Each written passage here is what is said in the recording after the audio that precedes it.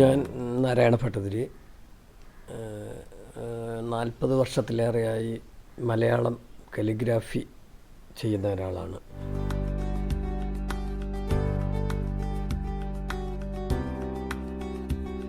മലയാളത്തിൽ കലിഗ്രാഫി സംസ്കാരം വളരെ ശുഷ്കമാണെങ്കിലും അതിനോടുള്ള ഇഷ്ടം കൊണ്ട് ഇത് തന്നെ ചെയ്തുകൊണ്ടിരിക്കുന്നു. ഇതിൻ്റെ പ്രചരണത്തിന് വേണ്ടിയും എന്നാലാവുന്നതെല്ലാം ഞാൻ ചെയ്തുകൊണ്ടിരിക്കുകയാണ്.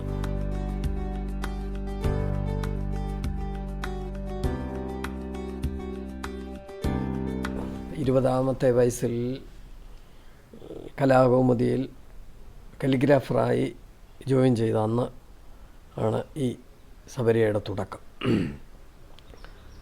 അത് ഇപ്പോഴും തുടർന്നുകൊണ്ടേയിരിക്കുന്നു. ഞാൻ ഈ കലിഗ്രാഫിക്ക് കൊടുക്കുന്ന പ്രാധാന്യം ഒരു ചിത്രം പോലെ, ഒരു പെയിൻറ്റിങ് പോലെ, അല്ലെങ്കിൽ അതിനപ്പുറമോ പ്രാധാന്യമുണ്ട് കലിഗ്രാഫിക്കെന്ന് ഞാൻ മനസ്സിലാക്കുന്നു. അതായത് മലയാള സാഹിത്യം എന്ന് പറഞ്ഞാൽ എല്ലാവരും ഓർക്കുന്നത് മലയാളത്തിലുള്ള സാഹിത്യ കൃതികളെ പറ്റിയാണ്. മലയാള ഭാഷ എന്ന് പറയുമ്പോഴും സാഹിത്യത്തെ പറ്റിയാണ് ഓർക്കുന്നത്. എൻ്റെ കാഴ്ചപ്പാടിൽ മലയാള ഭാഷ എന്ന് പറയുമ്പോൾ അതിൽ ഉൾപ്പെടുത്താൻ പറ്റിയ ഒരു ഇതാണ് കലിഗ്രാഫി. അതേസമയം ഇവിടുത്തെ ചിത്രകലയെ പറ്റി പറയുമ്പോൾ അതിലും ഉൾപ്പെടുത്താൻ പറ്റുന്ന ഒന്നാണ് കലിഗ്രാഫി. അപ്പോൾ കലിഗ്രാഫിക്ക് വിവിധങ്ങളായ ഒരു തലമുണ്ട്. സാഹിത്യമായും കലയായും എല്ലാം നമുക്ക് അടയാളപ്പെടുത്താൻ പറ്റുന്നതാണ് കലിഗ്രാഫി. എന്തുകൊണ്ടാണെന്നറിയില്ല, കേരളത്തിൽ അതിൻ്റെ ഒരു പ്രചാരം വളരെ കുറവായി പോയതെന്ന് അറിഞ്ഞുകൂടാ.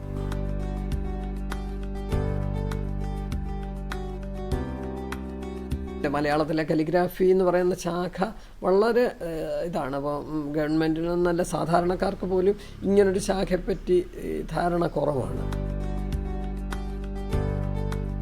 ഈ അക്ഷരത്തിൻ്റെ വടിവ് അനുസരിച്ചാണല്ലോ കലിഗ്രാഫി വരുന്നത്. ഇപ്പം നമ്മുടെ ഇന്ത്യൻ ഭാഷകളിലെ അക്ഷരങ്ങളെല്ലാം നമ്മൾ പ്രദക്ഷിണമായിട്ടാണ് എഴുതുന്നത്. അതേസമയം ഇംഗ്ലീഷ് പോലുള്ള വിദേശ ഭാഷകൾ പലതും അപ്രദക്ഷിണമായിട്ടാണ് എഴുതുന്നത്. അതാണ് പ്രധാനമായ. അപ്പം ഈ പ്രദക്ഷിണമായിട്ട് എഴുതുന്ന ടൂളുകൾ ഉപയോഗിച്ച് അപ്രദക്ഷിണമായിട്ട് എഴുതാൻ തന്നെ ചില ബുദ്ധിമുട്ട് വരും. അപ്പം അതൊക്കെയാണ് അതിൻ്റെ ഒരു പ്രാധാന്യം. അക്ഷരം ആണ് ഇതിൻ്റെ അടിസ്ഥാനം എന്നല്ലാതെ വേറെ ഒരു നിബന്ധനയുള്ളതായിട്ട് കാര്യം അല്ല. നിബന്ധന ഉണ്ടെന്ന് പറയാൻ ഇവിടെ കലിഗ്രാഫി ഇല്ലല്ലോ. ഉണ്ടെങ്കിലല്ലേ ഉള്ള ഒരു കാര്യത്തിനല്ലേ നമുക്ക് നിബന്ധന വെക്കാൻ പറ്റത്തുള്ളൂ. ഇല്ലാത്ത ഒരു കാര്യത്തിന് എങ്ങനെ നിബന്ധന വെക്കും? കലിഗ്രാഫി എന്ന് പറയുമ്പോൾ സുന്ദരമായ കൈപ്പട എന്നാണ് ഡിക്ഷണറിയിലെ അർത്ഥമെങ്കിലും നമുക്ക് ഭംഗിയായി എത്രയും നന്നാക്കി എഴുതുക എന്നുള്ളത് മാത്രമാണ് ഇതിന് ഞാൻ കാണുന്ന ഒരു ഇത്. അപ്പോൾ അതിന് വേറെ നിബന്ധനയൊന്നുമില്ല, നന്നായിരിക്കുക എന്നുള്ള ഒറ്റ നിബന്ധനയേ ഉള്ളൂ. എൻ്റെ ഭാഗത്തു നിന്ന് കലിഗ്രാഫി എനിക്ക് വേറൊന്നും ചെയ്യാൻ പറ്റില്ല. കലിഗ്രാഫിക്കുള്ള പ്രൊമോഷൻ കൊടുക്കുക മാത്രമേ ചെയ്യാൻ എന്നെക്കൊണ്ട് പറ്റത്തുള്ളൂ. അത് തന്നെ വളരെ വ്യാപകമായ രീതിയിൽ ചെയ്യണമെങ്കിൽ അതുപോലുള്ള സാമ്പത്തിക ബാധ്യതകളും ഒക്കെ ഉണ്ടാകും. അപ്പോൾ അതുകൊണ്ട് എന്നാലാവുന്ന രീതിയിൽ ഞാൻ പ്രൊമോട്ട് ചെയ്യുന്നു. അപ്പോൾ കഴിഞ്ഞ 2019 ഞാനിവിടെ ഒരു ഫെസ്റ്റിവൽ, കലിഗ്രാഫി ഫെസ്റ്റിവൽ നടത്തുന്നത്. കേരളത്തിൽ ആദ്യമായിട്ടാണ് ഒരു കലിഗ്രാഫി ഫെസ്റ്റിവൽ നടത്തുന്ന ഒരു നാഷണൽ കലിഗ്രാഫി ഫെസ്റ്റിവലാണ് നടന്നത്. അതായത് ഇന്ത്യയിൽ നിന്നുള്ള 12ഓളം ഏറ്റവും മികച്ച കലിഗ്രാഫർമാരെ ഞാൻ ഇവിടെ കൊണ്ടുവരികയും ഇവിടുത്തെ അവർക്ക് പരിചയപ്പെടുത്തി കൊടുക്കുകയും ഒക്കെ ചെയ്യും. അതുപോലെ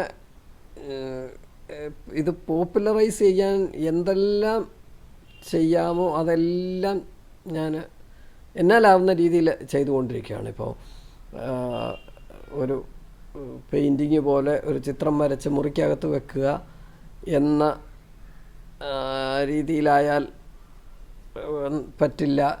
ജനങ്ങളിലേക്ക് ഇറങ്ങി വരണം എന്നുള്ള ആ ഒരു ഇത് വെച്ചിട്ടാണ് ഞാൻ കാലിഗ്രാഫി ചെയ്യാവുന്ന സ്ഥലങ്ങളിലെല്ലാം, അതായത് ഇപ്പോൾ ടീഷർട്ടായാലും സാരി ആയാലും ചുരിദാർ, അതുപോലെ ഡ്രസ് മെറ്റീരിയൽസിലൊക്കെ കാലിഗ്രാഫി ചെയ്യുക. പിന്നെ ഞാൻ ഈ വർഷം ഒരു കലണ്ടർ പബ്ലിഷ് ചെയ്തു. കലണ്ടർ 500-ഓളം പേര് അത് ഓർഡർ ചെയ്ത് വരുത്തുകയൊക്കെ ചെയ്തു. അപ്പോൾ അത്രയും വീടുകളിൽ ഈ കാലിഗ്രാഫി എത്താൻ കഴിഞ്ഞു എന്നാണ് ഞാൻ മനസ്സിലാക്കുന്നത്.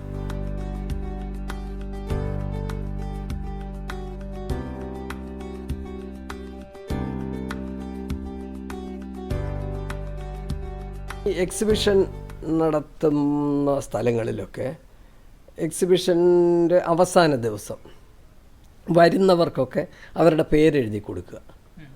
അപ്പോൾ പേരെഴുതി കൊടുക്കുമ്പോൾ ഇതും പലർക്കും അത് കൗതുകമാണ്. അവരൊരു വീട്ടിൽ കൊണ്ടുപോയി വെക്കുന്നു, മറ്റു പലരെയും കാണിക്കുന്നു. അപ്പോൾ അങ്ങനെ ഒരു പോപ്പുലാരിറ്റി കിട്ടുന്നുണ്ടെന്നാണ് ഞാൻ മനസ്സിലാക്കുന്നത്. അപ്പോൾ അങ്ങനെ പോപ്പുലറൈസ് ചെയ്യാൻ വേണ്ടി ഞാൻ എന്നാലാവുന്നതെല്ലാം ചെയ്തുകൊണ്ടുണ്ട്. എൻ്റെ നോട്ടത്തിൽ അച്യുത് പല്ലവ് എന്ന ബോംബെയിൽ ബേസ് വർക്ക് ചെയ്യുന്ന ഒരു അച്യുത് പല്ലവുണ്ട്. അദ്ദേഹമാണ് ഇന്ത്യയിലെ ഏറ്റവും നല്ല അതും മികച്ച കാലിഗ്രാഫറായിട്ട് ഞാൻ കാണുന്നത്. അച്യുത് പല്ലവിനെ പരിചയപ്പെടുന്നതിന് ശേഷമുള്ള എൻ്റെ വർക്കിൽ അത് വ്യക്തമായിട്ട് അറിയാൻ പറ്റും. ചിലരൊക്കെ ഇങ്ങനെ ചില വർക്കൊക്കെ കാണുമ്പോൾ അച്യുത് പല്ലവിൻ്റെ വർക്ക് പോലെ, അപ്പോൾ അത് ഒരു മോശമായിട്ടല്ല, അതൊരു അഭിമാനമായിട്ട് തന്നെയാണ് ഞാൻ കാണുകയും ചെയ്യുന്നത്. ഞാൻ കൂടുതലും ചെയ്യുന്നത് ഈ കവിതകളെ അടിസ്ഥാനമാക്കിയിട്ടുള്ള ചില കാലിഗ്രാഫികളാണ്. അപ്പോൾ അത് ഒരു കവിത വായിക്കുമ്പോൾ നമുക്ക് ഉണ്ടാകുന്ന ഒരു ഇതിൽ നിന്നാണ് എൻ്റെ പല ഇതും ഞാൻ ഒരുപാട് ആലോചിച്ചല്ല ചെയ്യുന്നത്. ഒരു സാധനം വായിക്കുന്ന ഉടൻ തോന്നുന്നത് അടുത്ത സെക്കൻഡിൽ തന്നെ ഞാനങ്ങ് വരയ്ക്കുകയാണ്. 2 വർഷം മുമ്പ് ഖസാക്കിൻ്റെ ഇതിഹാസത്തിന് 50-ാം വാർഷികം. അപ്പോൾ ഈ DC ബുക്സ് 50-ാം വർഷം പ്രമാണിച്ച് ഖസാക്കിൻ്റെ ഇതിഹാസം വീണ്ടും പ്രസിദ്ധീകരിക്കുന്നു. അപ്പോൾ അതിന് കാലിഗ്രാഫിയിലൂടെ ഒരു കവർ ചെയ്തു തരണം എന്ന് എന്നോട് ആവശ്യപ്പെട്ടു. ഞാൻ പറയുന്ന പോലെ ഒരെണ്ണം ചെയ്ത് കഴിയുമ്പോൾ ഒന്നുകൂടെ ചെയ്യാൻ ഇങ്ങനെ തോന്നും. അങ്ങനെ ചെയ്ത് 4 കവർ ചെയ്ത് DC ബുക്സിന് കൊടുത്തു.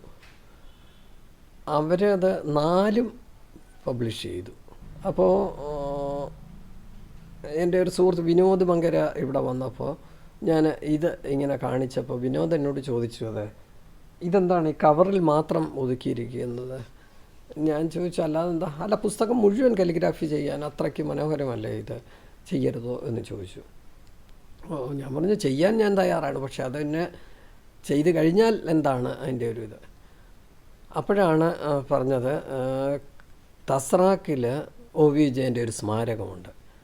അവിടെ അതിൻ്റെ സംഘാടകരിൽ പ്രധാനമായ TR അജയനുമായിട്ട് ആലോചിച്ചിട്ട് അവിടെ ഇത് നമുക്ക് എക്സിബിറ്റ് ചെയ്യാനും ഉള്ള കാര്യങ്ങൾ അദ്ദേഹവുമായിട്ട് ആലോചിച്ചപ്പോൾ അദ്ദേഹത്തിന് വളരെ സന്തോഷമായി. അങ്ങനെ ഇതിനെ ബേസ് ചെയ്ത് 28 അധ്യായമാണുള്ളത്.